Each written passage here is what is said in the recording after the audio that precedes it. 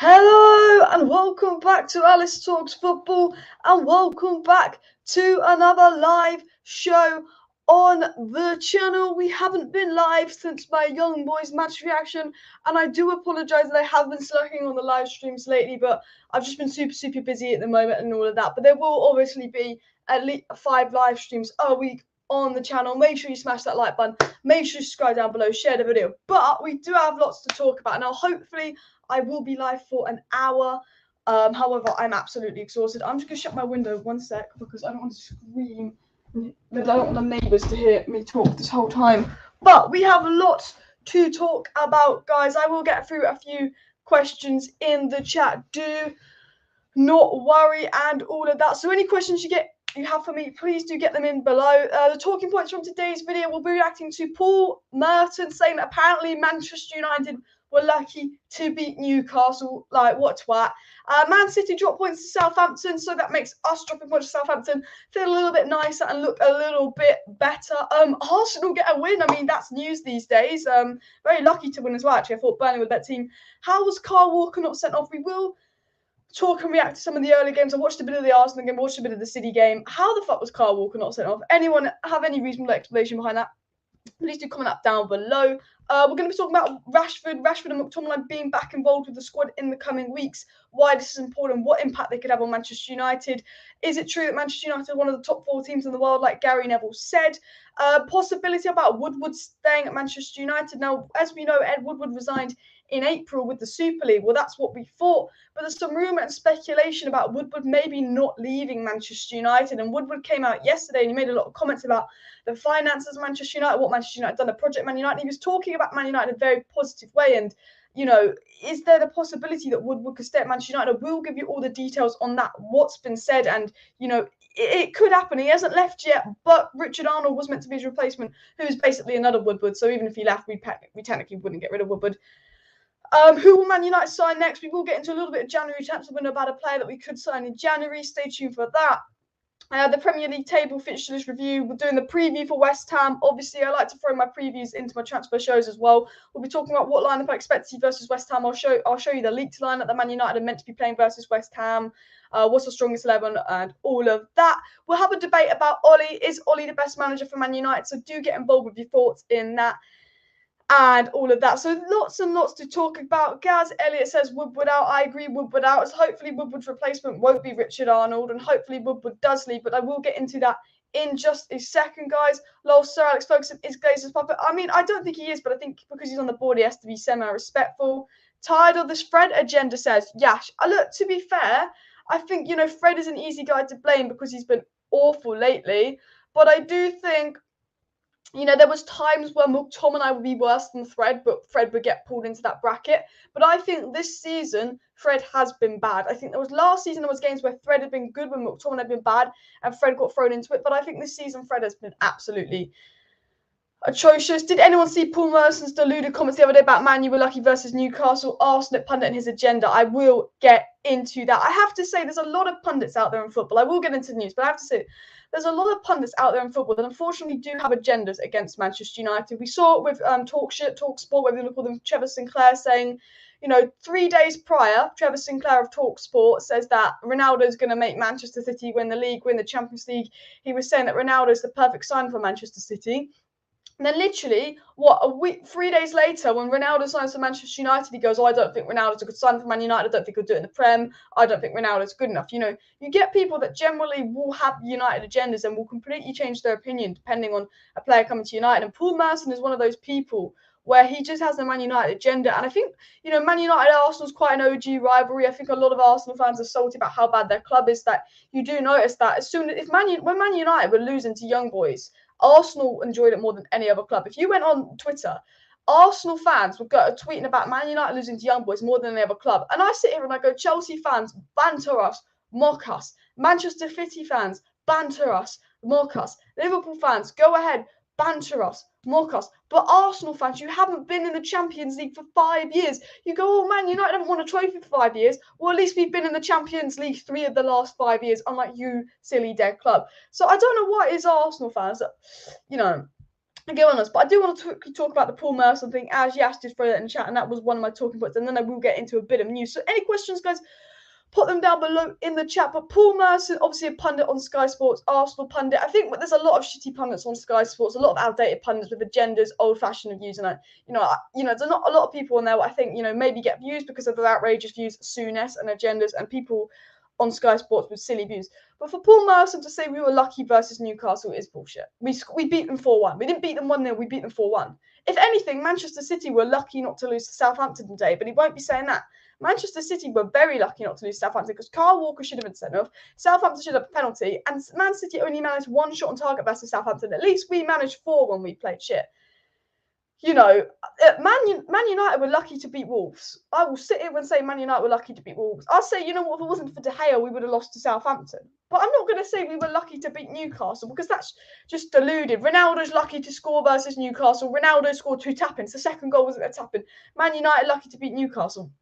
Silly people with silly United agendas out there. I just think, did you not watch the game? You can say we're lucky versus Wolves, give you permission, but if you beat a team 4-1, you're not lucky. It's literally, when we beat Leeds 6-2, were people saying we're lucky? No. When we beat Leipzig 5-0, would anyone say we're lucky? No. When we beat Southampton 9-0, would anyone say we're lucky? 4-1. It's not a lucky score. So I do sit and I go, what an actual knobhead. What a knobhead. Because the only team that were lucky today was bloody Manchester City, guys. Honestly, guys, if anyone has a genuine reason why Kyle Walker wasn't sent off, and anyone knows the reason why Kyle Walker's not sent off, other than maybe Sheikh Mansour paying the refs a bit of money, I don't know. Maybe the rest were their fans coming to the game. We will banter Manchester City. Still can't fill up their stadium. The fans aren't happy with Pep Guardiola. And I'm like, Man City fans, look, he's won you so many trophies. You can't complain about and spit facts that you don't have enough fans. We will roast Manchester City. We will roast Arsenal. But I do want to get back onto the topic for today's video. Leaked team sheet says Donny and Matic in the pivot with Pogba on the left. Well, this is what I want to see, but will I expect Donny van de Beek to start? No. I think because Matic got pretty much a full rest versus Young Boys, I believe Matic will start, but I believe it will be Matic and Pogba playing for Manchester United. I don't believe the league team sheet that Donny will play. I think Donny deserves to play. I think Donny looked really, really good in the pivot for the 45 minutes he played versus Young Boys, and maybe Ole Gunnar Solskjaer took him off at half-time versus Young Boys because he thought, you know what, Donny, you're going to be starting on Tuesday. Fred's not. I'll give you a rest. Sorry, no, you're going to be starting on Sunday. Fred's not. I'll give you a rest. Realistically, Ole took Donny off at half-time versus Young Boys because Donny was the easy sub to make. Ole won't take Fred off. Donny and Sancho were the easy subs for Ole to make. He can take them off. They're not established. I don't think Donny was taken off at half-time versus Young Boys for the purpose of Ole Gunnar Solskjaer resting him because he's going to start on Sunday. Because I'll put money that it'll be Fred or Pogba in a pivot ahead of Donny. But I do sit here and I'll put my hand on my heart and be like, Donny deserves to start, ahead of anyone else for me. I mean, maybe not ahead of Pogba, obviously, but I think Donny deserves to start ahead of Fred. And obviously, McTominay's not fit. I think Donny deserves more chances than Lingard, who, talking of Jesse Lingard, is apparently set to stay at Manchester United and sign a new long-term deal. And David Moyes actually came out. I'm going to read this quote for you guys. But David Moyes says that Manchester United David Moyes said on Jesse Lingard that Ole Gunnar Solskjaer made it clear to him very early in the transfer window that he wanted to keep Lingard, and he knew pretty early in the window that Lingard was staying at Manchester United. So Ole Gunnar Solskjaer made it clear that he wanted to keep Lingard at Manchester United. He wanted Lingard. Now, Ole Gunnar Solskjaer did this with Donny van de Beek. Now, I can see it's space for Donny van de Beek in the team. We need a player to go in the pivot. We don't have a CDM. But I've said this time and time again about Jesse Lingard. I like Jesse Lingard. Look, he made a mistake the other week. Has that changed my opinion on Jesse Lingard? No. I like Jesse Lingard. I think he's a good squad player. But if I'm Jesse Lingard, I want to be playing week in, week out, getting into that World Cup squad. Because Jesse Lingard is good enough to be playing for a top 6 club in the Premier League. Now, the problem is we're giving Jesse Lingard a new contract and forcing Jesse Lingard to stay at Manchester United when we could have got 25 million pounds for the guy. And I think this is really, really poor management for Manchester United, if you want my honest opinion, keeping Lingard at the club. Because I look at it and I go, look, you could get 25 million for Lingard. Who plays in Lingard's position? Bruno. Is Lingard going to start over Bruno? Never, ever, ever. If Donny can't start over Fred, do you expect Lingard to start over Bruno? No. Although he is one of Ole's favourites. Is Lingard going to get an over Rashford? No. Is Lingard going to get an over £72 million Jadon Sancho? Probably not, because when Sancho finds form, he's not going to get in. Is Lingard going to get an over Greenwood? No. Lingard doesn't get in the team unless you drop one of Rashford, Martial, Greenwood, Bruno or Sancho. That's the only way that Lingard starts the Manchester United. And I like Lingard. I do. I think he's a good player. But I think it's very, very poor man management from Manchester United to have kept Lingard when we could have got 20 million for him and given it to West Ham and focused that money into a stadium. I don't know what your guys' thoughts are on Lingard today, but I did think I would throw that out, getting the whole Lingard situation in that. For me, I think it's very, very disappointing from Manchester United when I look at it. Diego says he's done with refereeing. The refereeing for Manchester City was awful. Pep Guardiola looking for an out. I mean, I have to say, we'll go back to the Manchester City game. My only logical reason is Man City couldn't pay the fans to come, so they must have paid the refs to come. Because honestly, I mean, they probably didn't. I don't want to accuse them of something like that on live stream, but you never know. You never know. Football is corrupt, but that was absolutely awful. Ollie doesn't play Varane every game. Lol. Ollie, I think he was just resting Varane and giving Lindelof a chance. I have to say, so I'm going to throw this out now. The difference between Raphael Varane and Victor Lindelof was very noticeable. The difference between the defence when Raphael Varane played next to Maguire and when Lindelof played next to Maguire was a significant difference. And I think with Ronaldo coming in, there won't be that much attention on Varane and United signing Varane because of Ronaldo and Sancho, almost bigger signings than Varane. But I think in terms of impact, Varane could almost be our best signing this summer. And I said this earlier because Varane is so much better than Lindelof. And I like Lindelof. I think he's a good squad player. I have no issue being a squad player. But when Lindelof and Maguire played together, we were much slower to move the ball out from the back. I think Varane gets the ball and he does pass it quite quickly. I think we were much slower to move the ball out from the back versus young boys.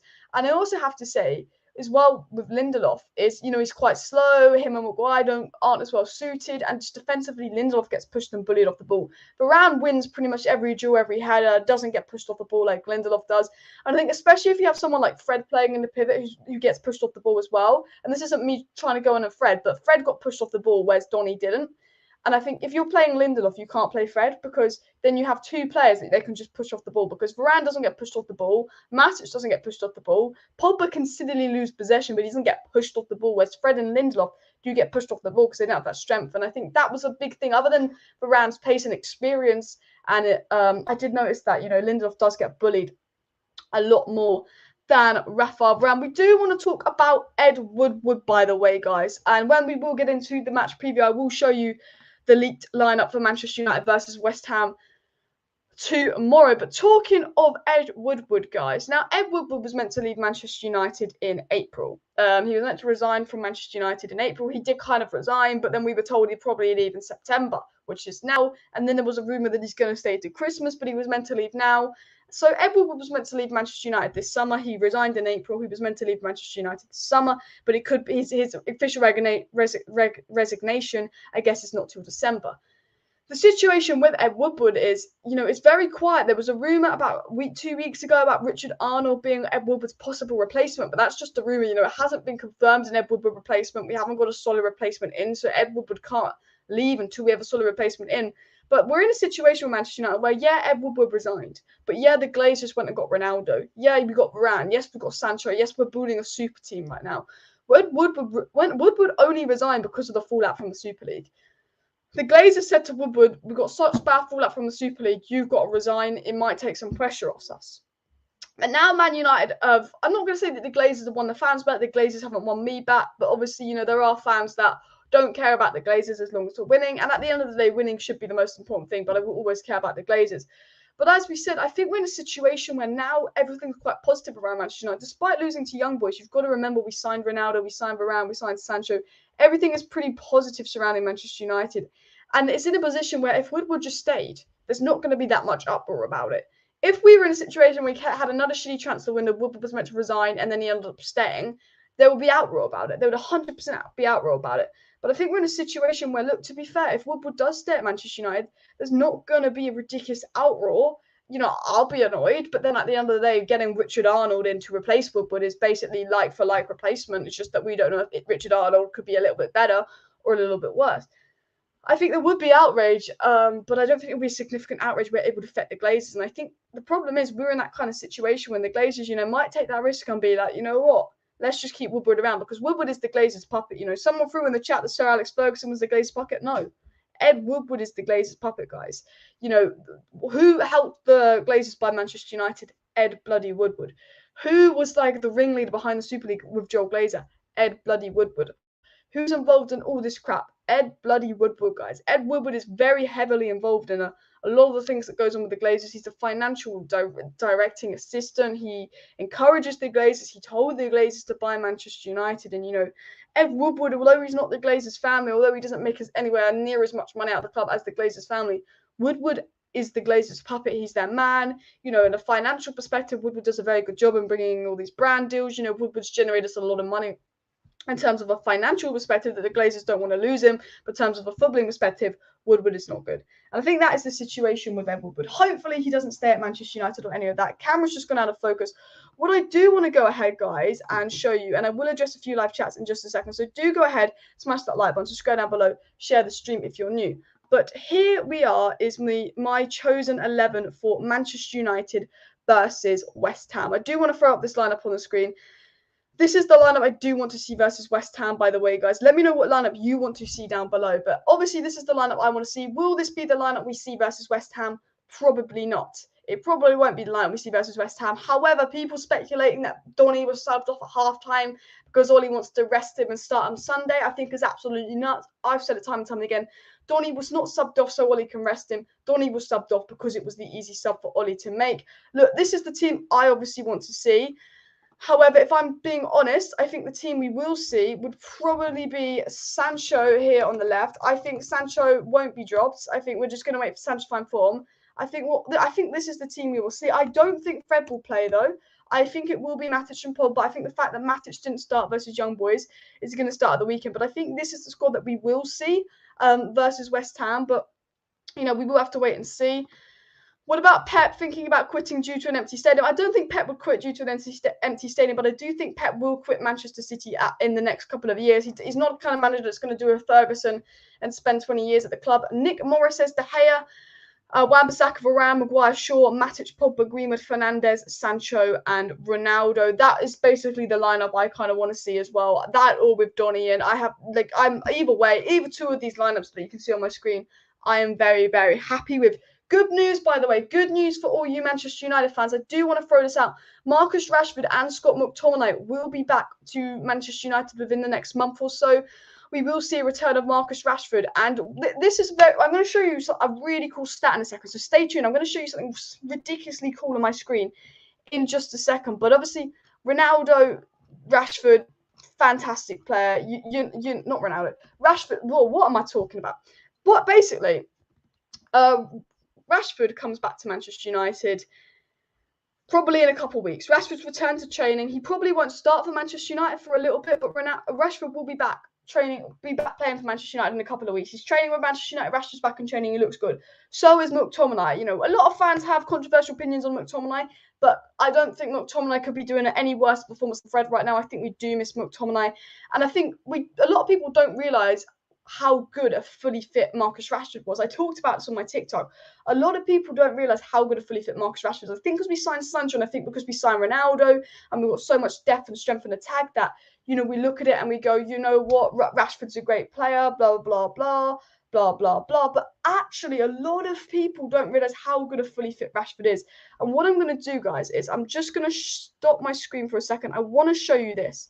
This is the impact Rashford has on Manchester United when he's fit. I think a lot of fans will look at Rashford sort of last maybe 3-4 months at Manchester United. A lot of people, it's a frustrating situation, but I understand why people do it. But these days, a lot of people will look at a player's maybe last 3 or 4 months form. In the last 3 or 4 months, Marcus Rashford's form for Manchester United has been very, very poor. And a lot of people will sit there and I look at Rashford's form in the last 3 or 4 months and go, he's not that good. But they've got to remember that Rashford was playing with an injury and Rashford's had this surgery. So when Rashford comes back for, you know, in a month's time and starts playing, maybe 2 weeks' time, as little as that, he's going to be fully fit Rashford. Now, it could take Rashford a week or two to warm up and get back into the swing of things. You know, we haven't seen the main of Jadon Sancho yet. But what Rashford's like when he's fully fit, as you can see on the screen, is absolutely insane. You know, Rashford returning to training this week and Rashford returning to the squad in a couple of weeks, he's going to have, I've got 5 reasons why it's going to have a brilliant impact on Manchester United. And I think we haven't missed Rashford because of Ronaldo, because of Sancho, because of Greenwood's great form. But when Rashford's back, we'll realise how good a player he is. And I think people forgot how good he was because he was poor towards the end of the season. But as you can see on my screen, in 2019, Rashford got 11 goal contributions in 11 starts before he got injured. Then after he got injured, he only got 5 goal contributions in 12 starts. And that is before and after injury. So a fully fit Rashford literally gets 11 goal contributions in 11 starts compared to 5 in 12 starts. Now in 2020, I thought Marcus Rashford was absolutely insane in 2020 as well. But Rashford in 2020 got 19 goals and 9 assists in 27 starts. So by the way, guys, that's 28 goal contributions in 27 starts before an injury, compared to 6 and 12 starts after his injury. So literally, when he is fit, when Rashford's fully fit, he gets a goal and assist a game. And only the top players in world football get a goal and assist a game. I actually looked at all the football stats in January 2021, and Rashford was in the top 5 all-time players for most non-penalty goals and assists. It was Rashford, Bruno, Son, Kane, and I believe maybe Lewandowski and Haaland were the top 6, come February this year for most goal contributions without penalties. And then obviously Rashford got injured and he dropped off. But this is what a fully fit Rashford can do. And as you can see, this year, Rashford got 5 goals in, 5 goal contributions and 5 starts before his injury. Again, a goal contribution a game. So before Rashford gets injured, he literally gets a goal or assist a game.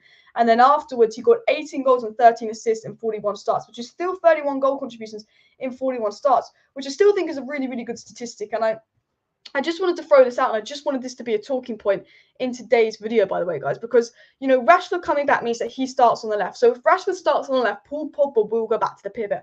And Paul Pogba going back to the pivot means you won't see McFred. So one big positive of Rashford coming back is you won't see McFred as much. With Varane coming in at the back, there's less need for McFred because Varane doesn't need protection Lindelof needs. But with Rashford coming back, he starts on the left, so Paul Pogba's moved to the pivot, and Paul Pogba's undroppable. So you will see less of Fred. When Paul Pogba's in a pivot, you will see less of Fred as well. I know you guys are feeling about Fred at the moment. So I just did want to throw that out, by the way. I did want to throw that away. Who's fine according to you? Bissaka runs like a chicken without a head. Delo does nothing wrong. I will talk about Wan-Bissaka in just a second. I think he has been poor lately, but I do rate Wan-Bissaka. I think Wan-Bissaka is a player like Luke Shaw, where a lot of people don't rate him now, but I see a player in Wan-Bissaka, and I could see him in 2 seasons' time, maybe even next season, having that season where everyone's like, boom, Wan-Bissaka's good, and he gets in the England squad. And I put my faith in Wan-Bissaka that he's going to have a good season. He's going to get into the England squad. He's going to have a big impact on Manchester United. I very highly rate Wan-Bissaka, guys. So that's my opinion on Wan-Bissaka. I do want to just address this comment here, and I will address a couple other comments, talk about Woodward, talk about my predicted lineup, show you the league's lineup for the game tomorrow as well, and talk about West Ham. But British Empire says, send Sancho back to Dortmund. He's our legend. Ole gonna spoil. Hi. Now, if you're just talking about Jadon Sancho, and there's a lot of Manchester United fans, and if this is you guys, I please say stop. It's been 4 games. It's been 4 games, 3 starts, and basically 2 starts because he got subbed off at 30 minutes in thanks to Wan-Bissaka. Jadon Sancho started 2 full games for Manchester United. And unfortunately, there are idiot Manchester United fans out there calling Jadon Sancho a flop. If you are calling Jadon Sancho a flop after 4 games, please stop. Please stop, okay? He's not a flop. At the end of the season, if Jadon Sancho's got 2 assists and 1 goal and been absolutely shocking, you can call him a flop. But you can't call Jadon Sancho a flop at Manchester United to at least 2 full seasons. When a player is under 23 years of age, I think you have to give them 2 full seasons. People were calling Kai Havertz a flop until the final 2 months of the season, where Kai Havertz became good. And Kai Havertz, like Jadon Sancho, was a very, very young player coming from the Bundesliga. So Jadon Sancho is not a flop at Manchester United. Jadon Sancho is a very, very good player that hasn't hit his form. You can tell he's lacking confidence, and I think fans calling him a flop, it's just going to hurt his confidence even more. Look at Messi for PSG. Messi hasn't been very good for PSG at all. Messi's had 2 PSG starts and not scored a goal or not got an assist. Sancho's had only 2 pretty much full Manchester United starts. I'm not going to count the Young Boys game as a start because he got subbed off before half-time. He hasn't got a goal assist. Sancho's got the same amount of goals and assists as Messi this season. So if you're calling Sancho a flop, you're calling Messi a flop. And we know Messi's a good player. We know Sancho's a good player. And I have to throw this out, guys. Sancho got 20 assists last season, and I think 17 goals. The season before that, Sancho got 20 assists, and the season before that, Sancho got 20 assists. So Sancho's got 60 assists in his last 3 seasons. A player at 18, 19, and 20 years of age that gets 60 assists across 3 seasons will not be a bad player. Could take him a couple months to adapt. He might not be good till maybe come Christmas time. But look at Greenwood. Greenwood at the start of last year, people were calling him a flop. This time a year ago, people were writing off Greenwood. Greenwood didn't find form till January, February, and how good was Greenwood towards the end of the season? He could have won Player of the Month if it wasn't for Lingard's great form. He would have won Player of the Month. Greenwood, I think he's got 10 goals in his last 12 starts for Manchester United. But, Greenwood's first 12 starts of the season for Manchester United, he was not very good. And people writing him off as a flop. So anyone writes Sancho off as a flop, you've got to remember this season is long. We're 4 games in. Sancho could very, very easily find form for Manchester United and find it very, very soon. So if you are calling Sancho a flop, I do think you are a little bit silly there and stuff. Any questions to me, please do put them down below. We've got lots of talking points in today's video. By the way, guys, if you are not subscribed to Alice Talks Football, please do go ahead and subscribe to the channel. There'll be a watch along. I'll be live at 1:45 p.m. tomorrow for the Manchester United versus West Ham watch along. So if you want to tune in with me with the Man United West Ham watch along, you want me to read out some of your live chats, you want to talk to me during the game, please do go ahead and subscribe. Manchester United versus West Ham watch along, and then there will be an upload match reaction after the match, and then we will be live on Monday night for the match preview to the other West Ham game, and then there'll be some more videos coming up. So if you are new and you're watching right now and you're not subscribed to Alice Talks Football, please do go ahead and subscribe for daily Manchester United content on the channel. I do about 5 live streams a week in the evening, talking to you guys, talking about news, keeping you updated. I also do short videos, match reactions, watch-alongs. So please do go ahead and subscribe. We are 30 subscribers away from 18.1k. Did just want to go and throw that out there. When is Rashford back? This is a question, actually. I should answer this, actually, because I have been talking about Rashford. Rashford is officially back in Manchester United training. Rashford officially returned to Manchester United training 4 days ago. I would say we are not going to see Rashford for at least a week, probably 2 weeks. I'm hoping that Ole Gunnar Solskjaer doesn't make one of the mistakes he previously makes and rushes Rashford back. Because as I said, as you can see with the stats on your screen, a fully fit Rashford versus not fully fit Rashford, there is a difference. Now, Rashford's the type of player that would come back early if Ole needs him. And I think with Sancho, Ronaldo, Greenwood, Martial, Cavani, I think with all the attacking depth we have and even Lingard's around, there's no need to rush Rashford back. Obviously, we've got West Ham tomorrow. Then we've got West Ham again on Wednesday. The earliest Rashford could be back is maybe Saturday, the 25th of September, which is next week, this time next week versus Villa. And maybe Rashford makes an appearance on the bench. I think that's the earliest we're realistically going to see Rashford back, and I think he would start on the bench. I think maybe Wednesday, the 29th of September versus Villarreal, we could see Rashford back. But if I was going to put my money on when I think we'll see Rashford involved next to Manchester United, I think it will be the 2nd of October versus Everton. I think that's when Rashford will be back, and I think that's also when McTominay will be back. I think Rashford, McTominay, and Tellers will all return from injury at the same time. And, obviously because of Luke Shaw's great form, Tellers' injury isn't a big miss, but I think, it'd be good to, rest Luke Shaw. You don't want to overplay him. You don't want to run into an injury. So there's always good that Tellers is coming back as well. So, yeah, I think the thing about this season is we're not top of the league, but if we win our game tomorrow, we'll be top of the league, and we'll be, I think, 3 comfortable points ahead of Manchester City because they dropped points today, which is massive. And you've got to remember, a fully fit Rashford is to come back to the squad, and Sancho's got to find form. You're looking at our squad right now, and just remember, Jadon Sancho hasn't found form. Martial hasn't found form. Whether you rate Martial or not, he's good when he's in form. And we haven't had a fully fit Rashford to add to that attack, okay? Rafael Varane's only started 2 games for Manchester United, and he's looked absolute baller on those 2 games. Pogba's in the form of his life. I think, yes, we've lost to young boys, but at the end of the day, the reason for me not being Ollie out myself is because we technically were top of the league until today, but if we win versus West Ham, we will be top of the league. I will discuss, is there better managers than Ollie out there? I understand why people are 100% Ollie out. I think the substitutions he made lost us the game. I think Ollie's the reason we lost the Europa League final.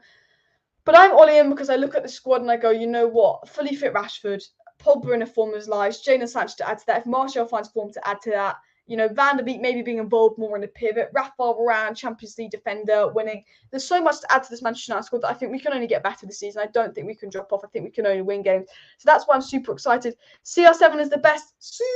Everyone get your Viva Ronaldos in the chat. Watch along tomorrow, guys, 1:45 p.m. on the channel. Cannot wait. Viva Ronaldo's in the chat. Will Ronaldo make it 3 and 3? Was it like 3 goals in 3 games? Well, technically it would be 4 goals in 3 games. Can Ronaldo score for 3 games in a row, guys? If you think Ronaldo's going to score tomorrow, and if you want Ronaldo to score tomorrow, please do go ahead and hit that like button, and do subscribe if you want to be involved in tomorrow's watch along and match reaction live tomorrow for Man United West Ham watch along and all that. So do go ahead and make sure to subscribe. 30 subscribers away from 18.1k. I'm going to read through a couple of live chats, a couple comments, then I've got some more news to get in. Don't you think, Alice, that we need to play as a team rather than individuals? This is a really good comment, to be fair. I think this is a really interesting comment. I do think we play as a team, but I do think there's times where I do think, Man United play bad and individual brilliance, maybe you could say, saved Ole Gunnar Solskjaer. There's the theory, it's Ole being saved by individual brilliance. But I look at Manchester City today, and Manchester City, very, very, very poor. I thought Southampton deserved to win. I think they were robbed by the referee. I think Chelsea weren't great versus Senate. I mean, we're not going to compare us to Arsenal. Arsenal shit. I think it's very normal for teams to play poor and win games. Versus Wolves, I guess it was individual brilliance from Greenwood to, win us that game. We didn't deserve to win. I think Man United are a team where we've got so many good players that we can play well and win games. And I think playing bad and winning games. I think playing bad and winning games is a good thing.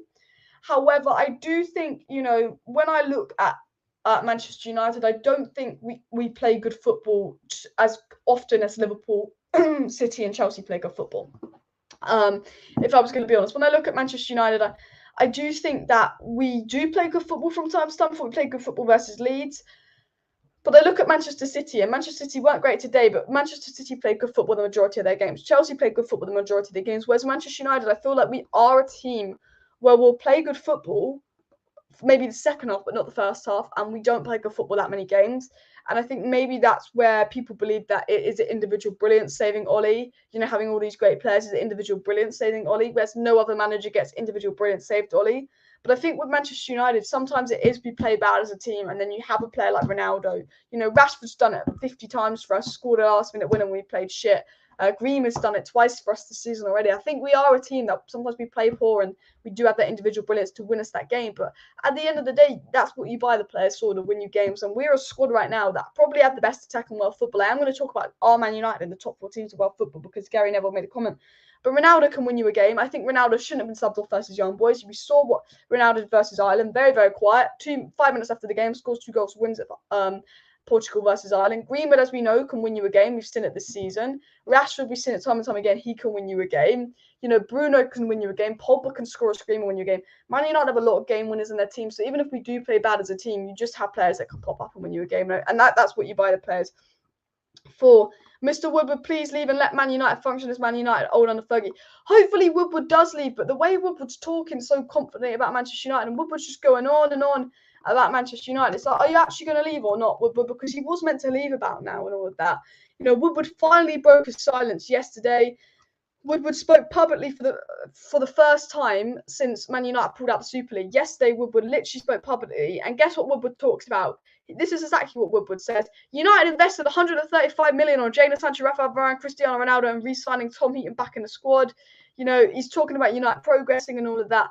And look, I hope that Woodward goes. But you know what? If Woodward stays for another year or so, he was meant to resign and leave about now. But if Woodward stays for another year, I wouldn't be shocked because, look, there's not much anti-Glazers movement going on right now. The Glazers don't actually want to get rid of their puppet. They're looking at Richard Arnold to replace him because he is basically another Woodward. We'll have to see where that goes for sure. 100%. Lingard better than Martial. Look, for me, Lingard has been better than Martial the last year. Well, I think Martial was a better player because people forget this. Look, it was the 1920 season, but NHS Martial, 17 non-penalty goals in the Premier League. No player since Sir Alex Ferguson has scored more than 14 non-penalty goals for Manchester United in the Premier League. And Martial goes and gets 17 non-penalty goals. Only Danny Ings got more non-penalty goals than Martial that season. Martial missed 2 months of that season. He had Lingard and Pereira for service for half of that season, and he still managed 17 non-penalty goals. Martial on his day is a good player, but Martial is lacking form and he's been crap the last year. Martial does not deserve to start for Manchester United because he's been crap the last year. But I saw 1920 Martial. I saw he's a good player. If Martial can find his form, if Martial can find his confidence, we could be sitting here in 3 months going, Martial's got to start because Martial maybe scored 7 in his last 5 games. We could be sitting in 3 months saying Martial's got to start because if Martial finds form, he's a baller. And Martial on his day is better than Lingard on his day. But the thing is, Lingard's more likely to be on his day than Martial because Martial has been poor lately. But he did score for France the other day. I actually did think he looked all right when he came on versus Newcastle. We kind of got a half assist for that 4th goal as well. I think he's a very intelligent player. I really like Martial and I think he's a better player than Lingard, but I understand what people say. Sancho was our star boy. Sancho will be our... Well, Greenwood's technically our star boy, but I have no doubt that Sancho is going to be an absolute star for Manchester United. What I am going to do is I'm just going to show you the lineup I want to see versus West Ham. We are going to get back onto the West Ham topic because this is a match preview. I will reply to a few live chats in just a second. So any questions for me, please do get them down below. Put your score predictions in as well. I'm going to say that Man United are going to win 2-0. Apparently, Antonio is going to miss this game. However, I went on FPL and it says that Antonio is available this week. So I don't know if I've misread that. Is Antonio suspended for this game or not, by the way, guys? I'm just wondering. Aston Villa absolutely just ruined Everton there. LMAO. What's the situation like with Antonio? Is he going to play or not? I'm asking that. I didn't realise that Aston Villa completely beat up Everton. Leon Bailey. Geez, sorry, I've got Watkins in my fantasy team. So I just want to see if you got goal assist. But yeah, let me know your score contributions down below. This is obviously the lineup I want to see. Looking at West Ham obviously got a very good result in midweek versus Dynamo Zagreb. Declan Rice scored a very, very good goal. We will be talking about Declan Rice to Manchester United, some updates on that in just a second. Now, West Ham, they play Thursday, so we've had 48 hours rest on West Ham. Okay, we've had 48 hours rest on West Ham. We have a deeper squad, a better squad. There's no excuses for us not to go and beat West Ham. West Ham will be difficult, but we beat them 3-1 last season. Okay, we always knock them out of the FA Cup. We do have a good record against West Ham. They will make it hard for us, but we have to go and beat West Ham. I don't think there's any excuses if we don't beat West Ham. The lineup, I want to see Donny van de Beek involved because I thought he was so good versus Young Boys, and I want to see Pogba on the left just because I think Pogba on the left could provide really good service to Ronaldo. I think when you've got a player of Ronaldo's heading ability, I think having players like Pogba and Bruno higher up the pitch is so beneficial. We saw the assist that Bruno got on Ronaldo the other day, fan-bloody-tastic. So that's why I think it would be really nice to see Pogba higher up the pitch as well. But we are going to talk about the West Ham game. I think we know we can't be naive going into the game. West Ham obviously looked absolutely fantastic this last year. They've got Antonio in great form. If we look at what the team West Ham played versus Dinamo Zagreb was probably one of their strongest lineups. Antonio up front with Lanzini, Fornals, Vlasic, Souček and Rice, Suma, Diop, Fredericks, Cresswell, Fabianski. You've got to look at West Ham, okay? They've got Suma and they've got a solid centre-back, and I do rate Suma. Rice and Souček in the pivot would dominate Matic and Fred. If Matic and Fred play in the pivot, we will lose or draw. We will drop points. I tell this now. If Matic and Fred start to give it in the pivot, we will drop points tomorrow. I can say that, and I know it sounds negative, because Thomas Souček and Declan Rice are a level ahead of Matic and Fred. They are a level ahead. And, games are won and lost in midfield. And I think because West Ham have one of the best midfielders in Souček and Rice, I think that's one of the reasons West Ham are so good. Obviously, the attacking talent of Antonio. But if you were to say who are West Ham's two best players, you'd probably say Rice and Souček. And the thing about having your two best players in midfield is games are won and lost in midfield. And I think it's very, very important that we have Donny and Matic in midfield for West Ham, in my opinion. Because when Donny and Matic played Everton, they completely controlled the midfield in pre-season. When they played Wolves in the last season, they controlled the midfield. McTominay and Fred don't control the midfield. Obviously, McTominay won't play, he's injured. Fred and Matic don't control the midfield.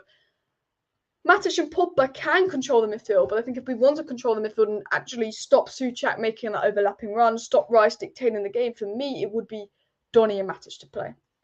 It would be Donny and Matic to play. I'm intrigued to see what you guys think. But personally, that's who I would start versus West Ham. I think that United will win the game 2-0. I think that Varane will start. I think it'd be stupid if Lindelof started, considering the difference between Varane and Lindelof. I think we'll keep a clean sheet because of Varane and stuff. Yash Gami says they usually do press. Tracking back is the issue for Pogba and Bruno and Ronaldo, who stays up. Yeah, that's the thing. I think that would be maybe our weakness going into the West Ham game. Very, very good point there from Yash. Any questions, please do pop them down below and all of that. Fred will play. Mark my word, I'm not a Man United fan, but I know Ollie. Look, I'm hoping Fred doesn't play because I just think if Fred's going to play, why does he deserve to play? Because at the end of the day, I've not got a Fred agenda here. I don't think he's been good. For me, it's Matic and Donny or Matic and Pogba. Fred doesn't get into it. Fred and Pogba, maybe. As long as it's not Fred and Matic, to be fair, I'm okay with it. Because Fred and Matic is the worst. I'd rather see Fred and an injured McTominay than Fred and Matic because it's just so negative. For me, it's Matic and Pogba. It's Matic and Donny. I mean, Donny and Pogba you could try because I actually think Donny looked defensively more sound than Fred versus Young Boys. But I think that, personally, that's what I want to see. Gary Beats going 1-0 United, boring win. We did beat West Ham 1-0. I don't think it's going to be a 6-7 goal thriller. Look, I'd love to. You know what? I'd absolutely love like us to win 7-5 and it'd be a 7-5 thriller. Although conceding 5, maybe not 7-5, conceding 5 goals would be concerning. I'd love to see like a 7-3 game, a goal thriller. But at the end of the day, I do think West Ham, it will be a 1-0. Moyes is better than Ollie, I think. I think if Ollie was in charge of West Ham, I don't think he'd be doing as good a job as Moyes. However, Moyes didn't do a great job at Manchester United, but he didn't have anywhere near as good a squad Ollie had. I think if Moyes had this squad, we don't know. I could say that maybe we'd play a better brand of football. Maybe we'd be in a better position. Maybe we would have won the Europa League, because I think Ollie's the reason we lost the Europa League. So maybe Moyes is a better manager than Ollie, but it's kind of hard to compare. But I do think if Ollie was in charge of West Ham, they wouldn't be as good as they are now. I think Moyes plays a better brand of football. We will be talking a little bit about Ollie in, Ollie out, actually. Is Ollie the best manager for Manchester United? I've given my personal reasons why I am Ollie in, and a lot of people are shocked by that. And it's generally the reason behind me being Ollie in is at the end of the day, if we beat West Ham, we're top of the league. If we're in, if we get knocked out of Champions League group, I'm Ollie out. But look, we could win our remaining 5 games in the Champions League group and top the group, and this Young Boys game could just be a shit anomaly. I think Ollie's man management is poor, but that's personally why I'm Ollie in. If I was going to replace Ollie, I'd replace him with Erik ten Hag of Ajax. I think he's a better manager. I think there's a lot of better managers than Ollie out there, but I'm not going to go and get myself wound up and be Ollie out. I think he's the reason we lost. I think he's stubborn. I think his substitutions are stupid. I understand anyone that is Ollie out. I'm trying to be a positive fan. I'm trying to make this a positive channel. That is why I'm Ollie in. Guys, if you have not already, please do go ahead and subscribe down below to Alice Talks Football, by the way, guys. We are 30 subscribers away from 18.1k, so it'd be really awesome if you guys could subscribe, because I will be live tomorrow at 1:45 p.m. for Manchester United versus West Ham live broadcast. I will be broadcasting, doing a watch-along for Manchester United versus West Ham tomorrow at 1:45. Also, as well, I will be doing a match reaction to the game as well. So do subscribe for a match reaction to Man United West Ham and a broadcast. And if you want to stay up to date with all the latest Manchester United news, transfer news, updates, or you just like joining into my interactive live streams, please do go ahead and subscribe to the channel, share the content, share the stream, all of that good stuff. It will be very much appreciated. Also, guys, by the way, I just throw this out, it is my birthday tomorrow, so I really want to hit 18.1k on my birthday, or pass it on my birthday. So it is my birthday tomorrow, so do go and subscribe and make sure you tune into tomorrow's watch along, because it will be a birthday stream. So I am 21 tomorrow, so just thought I'd throw that out there. As we will draw, Alice. Don't be so negative. They don't have Antonio Benrahma. Benrahma's a doubt. Yeah, they don't have Antonio. I think Antonio is out through straightaway, but I'm not sure if they appealed it. 100% not sure. Do a Jura Goldbridge. If he wants to, I would definitely, but I don't think he knows who I am. To win, we need goals. Ollie make a lineup which we cannot score. Hopefully that isn't the case. Happy birthday for tomorrow. Thank you very much. And don't you think Dalot needs a few games, considering Wan-Bissaka is banned from the Champions League? I do agree, but I think, Wan-Bissaka will start this game. I think Wan-Bissaka's right to start versus West Ham as well, because West Ham are an attacking threat. I personally would start Wan-Bissaka this game. I said before the Young Boys game, I said before the Young Boys game, I want Dalot to start, because I think Dalot would suit the Young Boys game. And I think when we play teams that are Newcastle, potentially Burnley, Norwich, that's when you want Dalot to start. But I think any team that you're going to expect to finish in the top 12 of the Premier League, Wan-Bissaka should start. But I think Dalot should start for a couple of European games, because I think his football's more suited to that. I think Dalot obviously should start maybe games against Burnley where they're going to sit deep. I think he has more attacking threat than Wan-Bissaka, especially with his crossing. That'll be very, very crucial to Ronaldo. But I personally myself start Wan-Bissaka. I would. I mean, a lot of people are anti Wan-Bissaka at the moment. I'm not on the Wan-Bissaka agenda. I think he's a great player. I think he's going to have a Luke Shaw kind of resurgence. I thought Wan-Bissaka saved us versus Wolves. If it wasn't for Wan-Bissaka, we would have lost. So do remember that. Positionally he needs to improve, but I think he has improved this season positionally. You can tell next to Varane he looks a lot stronger. You also got to remember Wan-Bissaka was playing next to Lindelof against Young Boys. Wan-Bissaka looks a lot better next to Varane than he does next to Lindelof. Maguire looks better next to Varane than he does next to Lindelof. Wan-Bissaka looks better next to Varane than he does to Lindelof as well. And also, we play better with Varane. As I said this, Lindelof gets pushed and bullied off the ball. Varane doesn't. Varane wins all his duels. Set pieces defensively, we've looked a lot stronger. It's normally Lindelof getting mugged off in zonal marking. I think with players like Varane, maybe zonal marking could work. And I also wanted to say this. When Varane gets the ball, he moves it a lot quicker. Lindelof and Maguire do a lot of side-to-side passing, whereas Varane sort of does move the ball quicker as well. Thought I'd throw that out there. But back to the topic, I would personally play Wan-Bissaka. Not sure what your guys' thoughts on that is. Southampton lost Vestergaard and Ings, and we still conceded one and only scored one. West Ham missing Antonio, but no defenders. 1-0 loss. We should beat West Ham as well. We've had 2 days rest over West Ham. As you said, West Ham are missing some of their most crucial players. For me, we should beat West Ham without doubt. This is the lineup I want to see. Obviously, it could be. I'm happy for either Donny or Pogba to play with Matic. So I've gone with 2 obviously things that can do there. This is the line I want to see. This is the line I hope we see. But Man United, for me, we should beat West Ham. I think a draw would be a bad result. I know West Ham are a very, very good team. I know they've got some brilliant players. But for me, a draw would be an awful result. So yeah, I've got a couple more talking points I want to get through, and I will read out a few live chats. Any questions to me, pop them below in the live chat. I've got to talk about a couple things. So we talked about Paul Merton saying Man United were lucky. Paul Merton, sorry, saying Man United were lucky to beat Newcastle in a stupid agenda. We talked about that at the beginning of the video. Manchester City dropped points to Southampton, which I think makes me feel better about dropping points to Southampton. I think that must make all of you feel better about dropping points against Southampton. They actually should have lost to Southampton. They must have paid the ref. Don't know how it was Kyle Walker wasn't sent off. Man United getting mugged off in FIFA 22 ratings. Guys, have you seen this? Apparently, Mason Greenwood has the same rating as Callum Hudson-Odoi in FIFA 22. Mason Greenwood gets a +1 upgrade, while Phil Foden gets a +6 upgrade in FIFA. What is that Man City agenda in FIFA? I don't know. How is Mason Greenwood the same rating as Hudson-Odoi and lower than Saka and Foden? I understand why he's lower than Foden, but he shouldn't be lower than Saka. For me, Greenwood's better than Saka. Do any of you guys think that Saka's better than Greenwood? Because Saka hasn't got a goal or assist in his last 18 Premier League games. Just remember that. Greenwood's got 10 goals in his last 12 starts. Greenwood is better than Saka. I know Saka's in a worse team. It doesn't take a genius to tell you that. It's not all about stats, but I do want to throw that out there. I also wanted to say that Gary Neville came out and said, actually, and I think this is really interesting talking point. And the reason I'm saying that is because I want to actually go ahead and get your guys' opinion on this. But Gary Neville came out and said that the 4 best teams in world football are in the Premier League. And I think it did, maybe have some controversial opinions and all of that, rightly so. But because I think Bayern Munich and PSG probably have a better squad than Manchester United and Liverpool.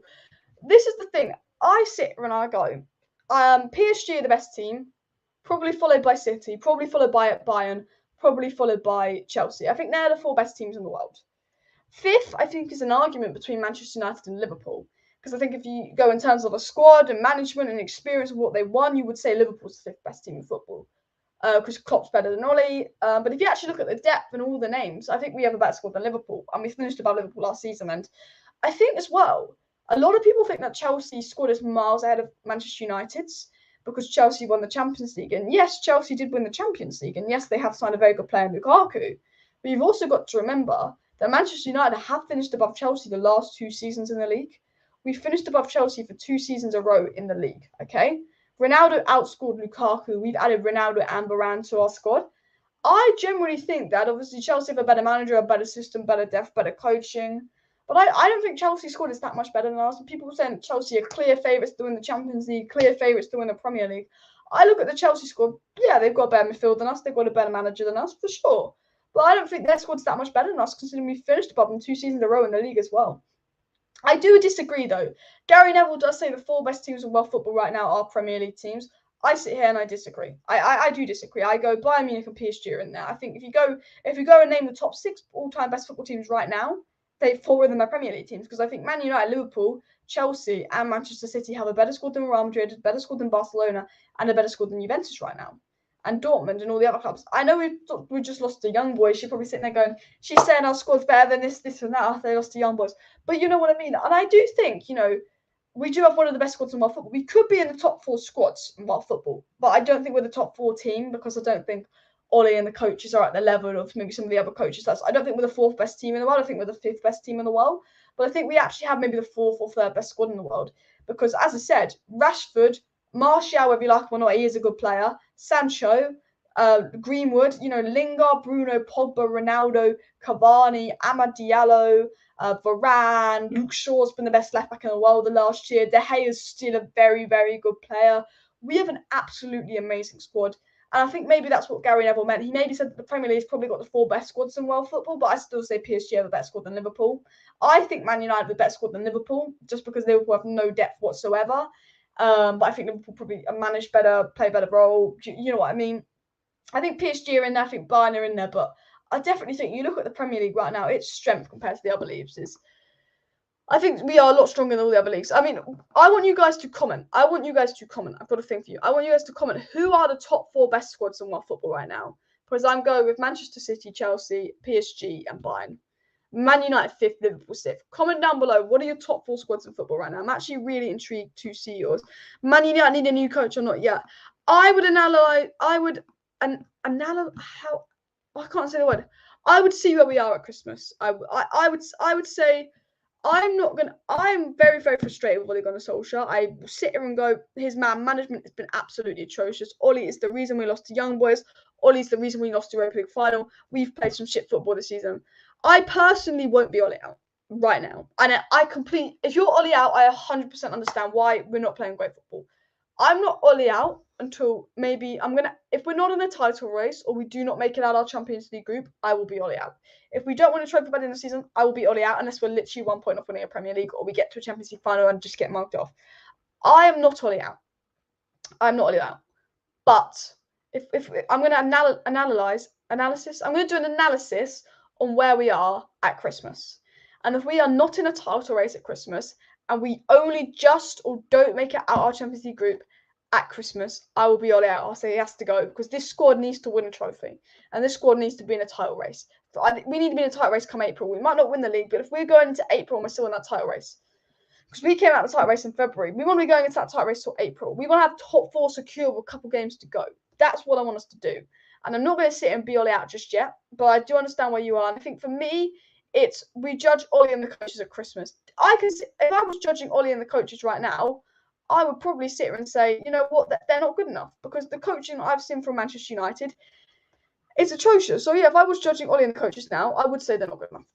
Because I think the coaching I saw in the Europa League final was absolutely awful. I think the coaching that we saw the other day versus Young Boys was absolutely awful, and I think that's the reason we lost the game. But I'm not going to sit and be Ole out yet. Ronaldo is one of the best, if not the best, header of the ball. But if he does not get the service, Man United will reduce its chances of winning. I agree. This is a very, very good point here. I think, Ronaldo is one of the best headers in football, if not the best. I think Varane is one of the best as well. Obviously, Van Dijk's very, very good.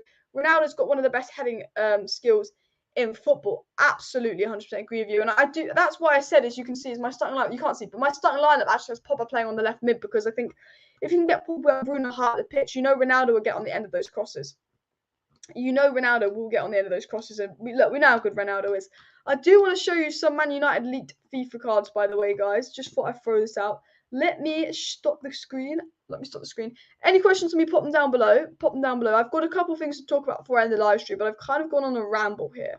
But I keep sharing with you my Twitter screen. But this is obviously Ronaldo's FIFA card. This is Bruno's FIFA card. Very, very solid, isn't it? This is Pogba's FIFA card, which is very, very good. Thank God he got an upgrade. Can you believe this? I'm just going to say this. Can you believe EA gave Paul Pogba and Jordan Henderson both 86 rated last year? Paul Pogba is levels ahead of Jordan Henderson. I'm sorry. How the hell did EA think it was okay last year to give Paul Pogba and Jordan Henderson both 86 rated cards when Paul Pogba is a level ahead of Jordan Henderson? Luckily, Henderson's 84, Pogba's 87. I still think it's absolutely muggy that Phil Foden's an 84 and Saka's an 82 and Griezmann's a 77. But Paul Pogba's card, and this is Sancho's card. Sancho's got a good card, but they've mugged him off on pace. Sancho's quicker than that, in my opinion, but there's some Man United cards there as well. I thought I would throw them out. I think Sancho's card is muggy, but I did think I'll throw a little. We'll talk about FIFA. I haven't played FIFA in like 3 years, to be fair, but I might start to get back into it, but I never do. United was done dirty by FIFA. We were done. De Gea's an 84. De Gea's 4 ratings lower than Reece. Greenwood's 6 ratings lower than Foden. I mean, like, Diaz is a rating above Maguire. So this is the thing. Diaz has 1 good season, and he can go from an 81 to an 87, like that. Diaz has 1 good season, he can go from an 81 to an 87, whereas Bruno's had 2 good seasons and gets a +1 upgrade. It absolutely ridiculous. The Man City favoritism by EA is just stupid, isn't it? And they just hate it. Alpha Ego says the only thing this Man United team is going to win is a top 6 finish. Chelsea to win the league, City to win the League Cup, Arsenal to win the FA Cup, and Tottenham to win the BEEK Europa League. Arsenal to win the FA Cup. If they're going to win a trophy, it would be the FA Cup. Look, we could win Man City's favourite little trophy, the important one.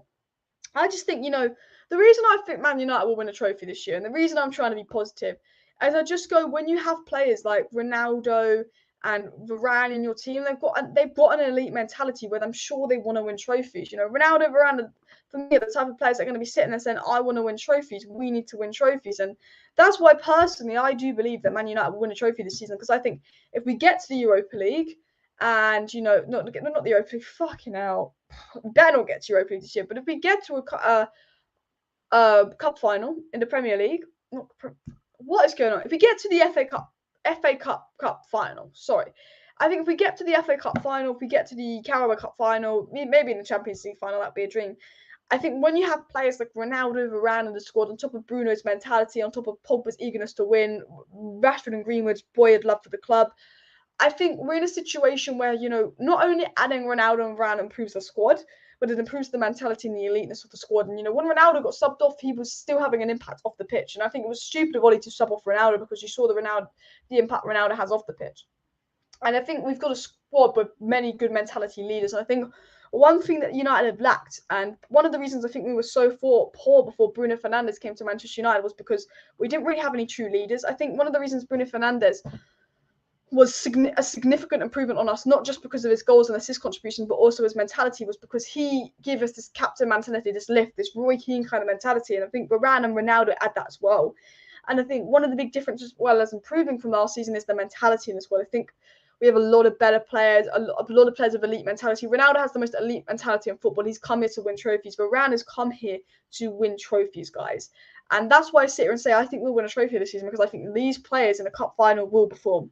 I think these players will step up. These players want to win a trophy. So, personally, that's why I believe we will win a trophy. Guys, please do go ahead and subscribe down below to Alice Talks Up if you're not subscribed. We are 23 subscribers away from 18.1k. We've got over 100 people watching. So, if some of you guys can go ahead and subscribe that are not subscribed to the channel, please do go ahead and do that. It will be very much appreciated if you could go and subscribe to Alice Talks Football for daily Manchester United updates, content, and more. I am going to be live tomorrow at 1:45 p.m. So do make sure you're subscribed with post notifications on, so you can go and tune in to tomorrow's watch along.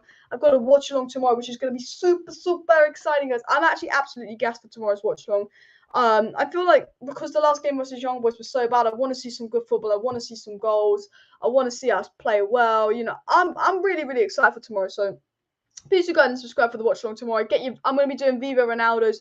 Ronaldo, I've been told from leaks that Ronaldo will start tomorrow. I mean, if Ronaldo doesn't start, what's the reasoning behind that? I mean, you got subbed off versus Young Boys to protect him for the start. You know, I've been told that Ronaldo will start tomorrow, but I think we all expect that unless an injury happens. So yeah, get your Viva Ronaldos in the chat, everybody. And as Diego says, please do subscribe.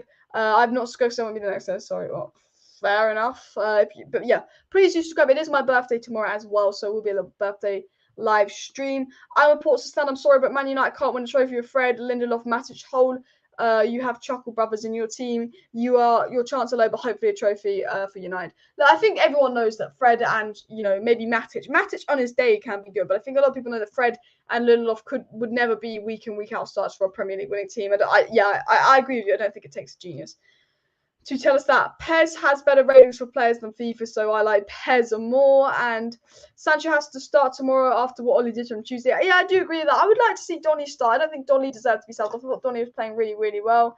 De Gea's at least 86 rated. De Gea's 84 fucking rated this FIFA. What an absolute joke. What about UCL versus RB, FA Cup versus Leicester? Look, we played Matic and Fred together in the pivot versus in the UCL team in the UCL game where we lost to Leipzig. We also played Matic and Fred in the pivot in the FA Cup game where we lost to Leicester. We also played Matic and Fred in the pivot when we played that atrocious performance versus Wolves that we luckily won. I said this time and time again, if Matic and Fred start in a pivot, I'll be fuming with Ole Gunnar Solskjaer. He might put Pogba on the left, we can start Matic and Fred. But it has to be Donny and Matic or Pogba and Matic. Maybe Pogba and Fred I'll let him get away with, but I never want to see Fred and Matic again in the pivot. I'd rather see Fred and McTominay. It just doesn't work. And I think with Varane coming in, you don't need Fred and Matic. I think one of the reasons we play Fred and Matic was to protect Lindelof, because Lindelof's so weak. He gets pushed on the ball. He's so slow. Yeah. I think there's no logical reasoning for playing Fred and Matic, 100%.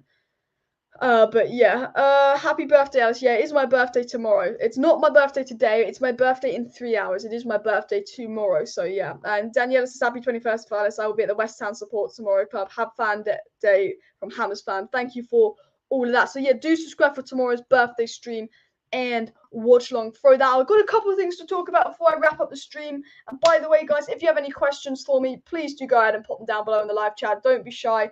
I will answer a couple of questions. I want to ask you guys, first of all, two commonly score prediction for Manchester United versus West Ham. I believe that Manchester United will win the game.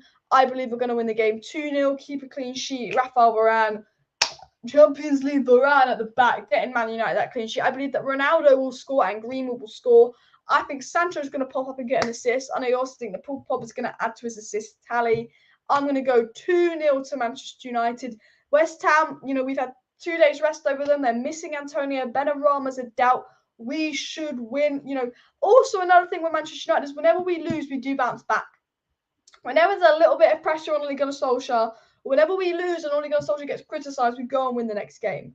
We lost 2-1 to Sheffield United, then we went and beat Manchester City 2-0 at the Etihad, where Manchester City were on a 22-game winning streak. We went and lost to Istanbul, Başakşehir, and then I'm pretty sure we won the next game 5-0 or something ridiculous like that. You've got to remember with Manchester United, we lost on Tuesday, so the chances of winning today are very, very high. We very rarely lose 2 games in a row. As I said, we lost to Sheffield United 2-1, who were bottom of the league. We then went and beat a 22-winning streak Manchester City 2-0 at the Etihad. I think, considering we lost the young boys, I think we'll go ahead and I think we're going to play well versus West Ham. I think if Fred and Matic start, I would expect a poor game if they start in a pivot. But I think that we'll win. Nick Morris says that he believes that Manchester United will win 3-1 with Ronaldo, Greenwood, and Bruno. British Empire thinks West Ham going to win. Fred and Ollie going to bottle it. Sanjog says more possession means more good teams. I don't think we can dominate possession against Chelsea, Man City, or Liverpool with Fred and Wan-Bissaka. I agree. I don't think we don't really dominate. The thing about Man United is the games where we have the least possession are normally the games that we do the best in, though. Leeds, we had less possession. We beat them 5-1. We're a good counter-attacking team, although we didn't have any possession versus Young Boys, and we were absolutely atrocious. So that comment contradicts itself. But definitely put your score predictions down below. I'm gonna quickly stop this share and my screen and show you the lineup I want to see and show you my score predictions and all of that. So let me get this up. The leaked lineup is a little bit different to this. The leaked lineup for the game tomorrow is Pogba and Matic in a pivot with actually Martial on the left and not Sancho. There's a leaked lineup that is this lineup, but it's Martial where Pogba is and Pogba where Donny is. That's the leaked lineup for tomorrow's game, which I wouldn't complain with too much, but I would like to see one of these. These are my ideal lineups. Hammers 0, Manchester United 2 for me. That would be a very, very good game. Guys, please do subscribe to Alice Talks Football. 24 subscribers away from the target of 18.1k, and it is my birthday tomorrow. So if you want to be involved in tomorrow's birthday watch along, Manchester United versus West Ham, 1:45 p.m. tomorrow, I will be live. Please do go ahead and subscribe for that. I know I keep asking people to subscribe, but I'm just trying to, push people in that direction to subscribe for tomorrow's game. There will be a match reaction after the game at about 5 p.m. tomorrow. Well, we're talking about 5 things we learned from the game and the match reaction. Hopefully a positive game. If it's a good game with lots of goals, there will be a highlights reaction video. So if you can't watch my watch along, I do something called highlights reactions after my watch alongs, where it'll be like a 4-minute video and it'll be me reacting to the goals, a couple big talking points if there's a red card just before the game, just after the game. So if you can't watch the whole watch along because they are long, obviously there's reaction highlights that come out about 24 hours after the watch along as well. So lots and lots to come up on the channel, by the way, guys. Sancho with the brace. See, get your Viva Ronaldos in the chat, by the way, guys. I am going to wrap up the live stream in just a second, but I'm going to go through the talking points of today's live stream just before I wrap it up. So please subscribe and all that. One of the talking points from today's live stream was obviously Rashford is back in training. We know Rashford is officially back in training for Manchester United, which is massive news. That's absolutely brilliant. We've obviously know that a fully fit Rashford is brilliant, as you can see from his stats. Rashford, when before an injury, he actually averages a goal or assist a game before injury, whereas after an injury, he averages almost a goal or assist every other game. So a fully fit Rashford is an absolutely insane player. He's back in first team training. McTominay and Rashford set to return end of September, early October to the squad, which I think there are massive misses. And I don't think a lot of people realise how much of a miss Rashford is, because obviously Ronaldo and all of that, but Rashford's a massive miss, guys. Didn't want to talk about that. Manchester City not having enough fans. We haven't really bantered them enough. But yesterday's video, or the day before's video, not uploaded, Thursday's video of Alice Reacts, I actually did react to Pep Guardiola saying that he needs fans to come to Manchester City. So there's the last upload on my channel. It's about a 7-minute long video. I was bantering Manchester City, so do go and watch that. Obviously the West Ham game. West Ham probably missing Antonio, I believe. Benrahma, I doubt. West Ham obviously got a very, very good midfield, very, very good team, but we had rest over them. I believe Manchester United will win the game 2-0. You've obviously put your score prediction down below. Obviously, you know the lineup I want to see and all of that. Arsenal finally get another winner. 2 wins in a row for Arsenal. What is happening? What have we witnessed? We obviously wrapped in the FIFA 22 ratings. Are Manchester United one of the top 4 teams in the world? Probably not. Could Woodward stay at Manchester United? This was one of the main talking points we said earlier in the video, which was the title of the video. Could Woodward stay at Manchester United now that anti-Glazers movement is quiet? Not many updates on Woodward leaving. He's still at the club. Is Woodward going to stay at Manchester United? How would you guys feel if Woodward stayed at Manchester United? That was obviously talk about my predicted lineup and all of that. We didn't really get into that. Is there better managers than Ollie? What would happen if Ollie left? Or could this manager do a better job than Ollie? But we'll save that to another time, guys. But I'm going to end the live stream here. We are 30 likes away from 150 likes. So if you have not smashed that like button, please do go ahead and hit that like button. It'd be very much appreciated. Let's go for 150 likes, guys. It's my birthday tomorrow. Can everybody watching, there's 80 people watching, I'm sure 30 if you haven't hit that like button. Can everybody watching go and hit that like button? And if you are not subscribed tomorrow, please do subscribe. We literally, please sit and subscribe to Alice Talks Football, because we're live tomorrow, 1:45 p.m. Manchester United versus West Ham watch along. Be there, guys. It's the birthday, it's the watch along. Like, it's going to be a good one. If we lose, because we lost my birthday last year, we lost 3-1 to Crystal Palace. We lost this time last year. We lost on my birthday 3-1 to Crystal Palace. So we better beat West Ham. We better beat West Ham, because otherwise we just always lose on my birthday, and it's unlucky. So hopefully we do go ahead and beat West Ham. But yeah, everybody smash those likes in. Oh, actually, talking of Crystal Palace, by the way, guys, when Man United play Crystal Palace, I'm actually going to Old Trafford to watch the match when we play Crystal Palace. So there will actually be a vlog. Not is it like a match vlog? Yeah, I'm going to watch the Crystal Palace match. So there won't be a watch along for when we play Crystal Palace in December, but I'm going to do like a vlog and a video of me at the stadium with that match reaction and all that. So how do you guys feel about that as well? I don't go to Old Trafford that much, only a couple of times a year, so it wouldn't be like a regular thing on the channel, because obviously I have to travel in and I'm a uni student. But I just thought I'd throw that out there as well. So yeah, go like, go subscribe, go share. See you tomorrow when I'll be 21. See you for West Ham game, 1:45 p.m. Set your notifications on, like, subscribe. Thank you everybody for tuning into the chat. The chat was absolutely amazing tonight, so thanks everyone for tuning in. Just showing up a couple of predictions and all of that. CR7 GOAT, brilliant idea, all of that. But see you guys later.